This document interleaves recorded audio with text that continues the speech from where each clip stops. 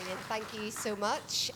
With me now is Yvonne Connolly from the Belfast Trust and Anne Glover from St Joseph's College. From a Belfast Trust point of view, Yvonne, what sort of placements do you offer in this kind of style where it's one day and it's kind of a short, interesting day that the kids can get involved in?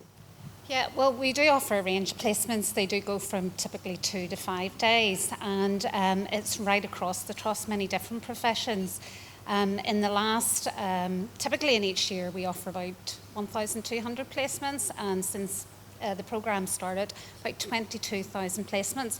And it's not just the typical placements that you think about. You know, young people do come to us interested in medicine, nursing, midwifery, but we've supported placements in ICT, finance, pharmacy, catering, biomedical engineering, you name it, and we've probably supported it. So we also offer one-day insight programme, and that's where a group of young people will come along.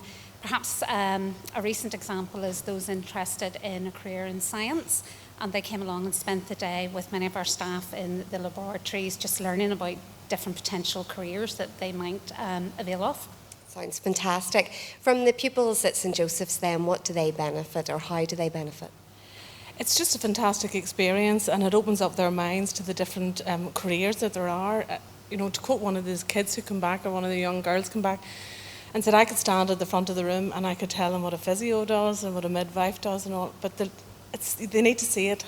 They need to see it just there and then on the day, and the more they see, the more that will inspire them, broaden their minds, and see what the careers are out there.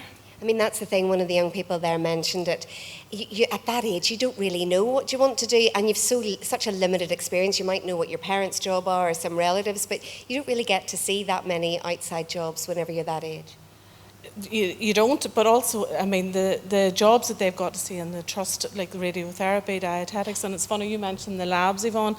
We had a number of students went out to the labs, and they come back buzzing about the labs, and they said like they could see how that could move on from their A-level sciences. So there was progression for them. They just come back from, just broadens their minds to, you know, what can be done, what they can do in the future, and it's so hard for them to get work placements. And with, you know, patient confidentiality and GDPR and everything that goes on, it's, you know, we need businesses on board to support the children in the work placements. And Yvonne, how does the Trust benefit from this then? Oh gosh, there are many, many benefits. I mean, corporate social responsibility, it aligns with our whole attraction and recruitment strategies.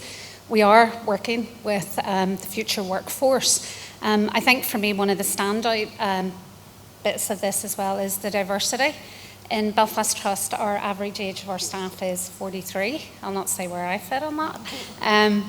But having young people in brings a different perspective. It brings a freshness that we need, and we really need to understand the needs of our future workforce. And I think importantly as well, helping to shape young people on their career pathway is really important. And you know, the majority of young people come away really affirmed in terms of their career decision.